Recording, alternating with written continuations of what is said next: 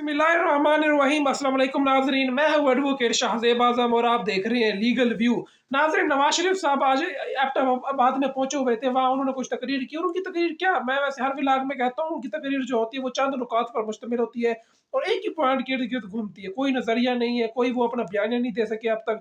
जब से वो वापस आई है, वो कभी एक या दो जलसों में वो खुद शरीक हुए एबटाबाद और मानसरा में। और इसके अलावा वो अपनी बेटी, अपनी साहबजादी को आगे भेज देते हैं, जो कि दोबारा वो भी उस उन्हीं की रिट पे, कभी 9 मई, कभी इमरान खान, पेट्रोल बम, डंडा, मतलब इस तरह की चीज़ें करके ना वो फारिग हो जाते हैं वो लोग। कोई आवाम को मुआशी प्लान नहीं दे सके। उनका मंशूर पढ़ लें, मंशूर में है कि हम नैब खत्म कर देंगे, 62 1 को हम तब्दील कर देंगे, उसको असल शक्ल में बहाल कर देंगे। मतलब वही अपनी ज़ात की हद तक वही मंशूर है, ज़ात की हद तक उनकी सारी चीज़ें हैं। सबसे पहले मैं आपको ज़रा बताता हूँ कि नवाज़ शरीफ साहब जो है आज सियालकोट में पहुँचे हुए थे और जनाब ने सबसे पहले जाकर फरमाया कि मोहब्बत और इश्क और प्यार का मैं कैसे जवाब दूँ? और इसके अलावा आप मुझसे इतनी मोहब्बत क्यों करते हैं? ये उन्होंने क्राउड से पूछा, तो ये क्राउड बताएगा कि वो उनसे इतनी मोहब्बत क्यों करते हैं। जब वो खुद मुझे लगता है नीचे आएँगे क्राउड के पास, तो फिर उनको पता लगेगा कि क्यों क्राउड इतनी मोहब्बत करता है। फिर उनकी तकरीर जो है वो वही मोटरवे के ऊपर आ गई। मोटरवे हमने बनाई पर हम इफ्तिताह नहीं कर सके। आज वो कुछ और भी कह रहे थे कि मोटरवे जो बनी हुई है वो इंटरनेशनल स्टैंडर्ड की नहीं है।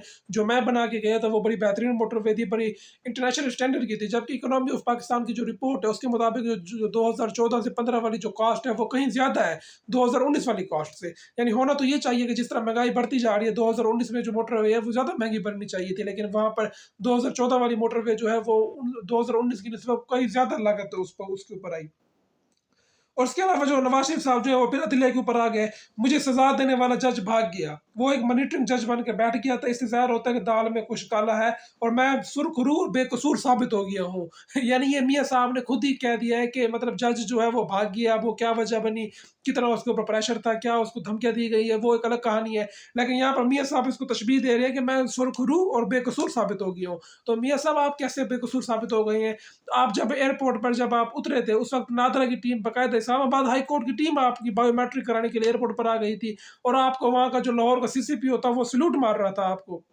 यानी कभी सुना है कि एक सजा याफ्ता मुजरिम 4 साल से मफरूर जिसको पकड़ना था पुलिस ने, उसको वो पुलिस बाकायदा उसको सल्यूट कर रही है। और जब आमिर फरूक साहब जो इंसाफ देने वाले जज है, उन्होंने जब पूछा नैब प्रोसिक्यूटर से कि जनाब आपने ये आपका मुजरिम आया हुआ है, वो कहते हैं हमें तो ज़रूरत नहीं है, हमें तो ज़रूरत ही नहीं है। फिर वो मियाँ गुल हसन ने पूछा कि आपने इनके ऊपर केस क्यों बनाए थे? तो आगे से फरमाते हैं कि हमें तो सुप्रीम कोर्ट ने कहा था, हमने केस बना दिए, हमें तो नवाज शरीफ की गिरफ्तारी चाहिए ही नहीं। अब ये वही जो है नैब जो है इनकी फुर्तियाँ खत्म नहीं हो रही है। रिजवान अब्बासी स्पेशल प्रोसिक्यूटर बन के कभी साइफर केस में पहुंचा होता है, कभी कहाँ पर पहुंचा होता है। यानी रात के 10-10 बजे तक इनकी समाज चल रही होती है, जबकि नवाज शरीफ के मामले पर ये कह रहा था कि ये हमें तो जरूरत ही नहीं है किसी किसी चीज़ की। और इसके अलावा नवाज शरीफ साहब फरमाते हैं कि पुराना दौर कहाँ चला गया और भाई अभी भी वक्त है, उस वक्त को वापस लाया जा सकता है। नवाज शरीफ का एजेंडा है कि मुल्क से मतलब गुर्बत को कम करना या महंगाई को ख़त्म करना। तो मियाँ साहब आप ये बताएं कि ये एजेंडा जो है या आपने अपने भाई जो मियाँ शहबाज शरीफ साहब उनको क्यों नहीं दिया? जो 16 माह में उन्होंने पाकिस्तान की इकोनॉमी के साथ किया, एक 6% की इकोनॉमिक ग्रोथ चलती हुई मुल्क इनको मिला था, उसको इन्होंने माइनस में जाकर कर दिया। ये जो पीडीएम का जो चूं चूं मुरब्बा इन्होंने बनाया था, वो सारा जिन्होंने मुल्क का बेड़ा गर करके रख दिया इन 16 माह में। पाकिस्तान की इकोनॉमी कहाँ जा रही थी और कहाँ पर उस इकोनॉमी को इन्होंने, ये जो पेट्रोल 300 से ऊपर किया था, ये किनका कारनामा था? ये शहबाज शरीफ साहब का कारनामा था। इमरान खान ने पेट्रोल की कीमत मैक्सिमम भी 148 तक पहुंचाई थी, उसके बावजूद भी वो कोरोना के दिनों में भी वो पेट्रोल 100 से भी कम पर आ गया था। लेकिन यहाँ पर हम नहीं बात करते क्योंकि ये एक इंटरनेशनल वैल्यू होती है जो कि हर हुकूमत की मजबूरी होती है। लेकिन ये जब दावे करते हैं इस तरह के कि हम 65 पे दोबारा लेकर आएँगे या हम 100 पे कर देंगे, तो इन दावों में कोई हकीकत नहीं होती, इनमें कोई सच्चाई नहीं होती। और इसके अलावा जो नवाज़ शरीफ साहब हैं वो फिर उन्होंने भी एक अजीब-सी बात कर दी कि ये मरियम मरियम नवाज़ खड़ी है, ये मरियम औरंगज़ेब खड़ी है और भई आप टीवी पर देखते हो ना इन्हें। मतलब ये एक बेतुकी-सी बात है।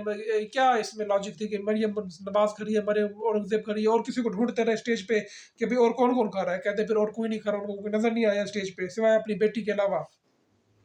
और उसके बाद जो है मरियम साहबा आ गई। मरियम साहबा ने भी वही रवायती बयान कि हल्के ने बड़ा प्यार दिया, नवाज शरीफ को बेटे से तनख्वाह ना लेने पर नायल कर दिया गया, इमरान खान ने वो नौजवानों के हाथ में डंडे पकड़ा दिए, पेट्रोल बम पकड़ा दिए और हम जो है 28 मई वाले हैं, वो 9 मई वाले हैं। मतलब इस तरह की बातें करके बस वो आते हैं, अपना एक खास टाइम स्पेंड करके चले जाते हैं। मुकाबले में कोई है नहीं, मुकाबले में मैदान साफ है, फिर भी वो पता नहीं किस चीज़ का वो आके कंपेन करते हैं, किसके खिलाफ करनी है। बिलावल साहब जो है वो जिस तरह आके लाहौर में कंपेन कर रहे हैं, उनका तो मुझे नहीं लगता कि वो कोई अपनी सीट ही निकाल पाए। تو یہاں پر جو صاف جو اس وقت سپورٹ نظر آ رہی ہے، میں وکٹری تو نہیں کہوں گا، سپورٹ نظر آ رہی ہے وہ ان کے ساتھ ہی ہے، پی ایم ایل این کے ساتھ، لیکن یہ الیکشن ڈے پہ پتہ چلے گا، جس طرح عمران خان صاحب کی پارٹی نے ریلیاں کی ہیں سنڈے والے دن، تو یہ ریلیاں جو ہے تحریک انصاف کو انہوں نے ایک بوسٹ اپ مہیا کی ہے، تو ہو سکتا ہے اس کا رزلٹ 8 فروری کو بھی دیکھنے کو ملے، چاہے ان کے آزاد امیدوار ہیں، لیکن پھر بھی ایک تگڑا مقابلہ ہو سکتا ہے، ایک بہترین مقابلہ ہو سکتا ہے کہ یہ آزاد امیدوار جیت کر ہی عمران خان صاحب کو ایک تحفے کی صورت میں کوئی سیٹ ان کو گفٹ کر سکتے ہیں۔ تو ناظرین، مجھے میری اگلی ویڈیو تک کے لیے اجازت دیجیے، اللہ حافظ۔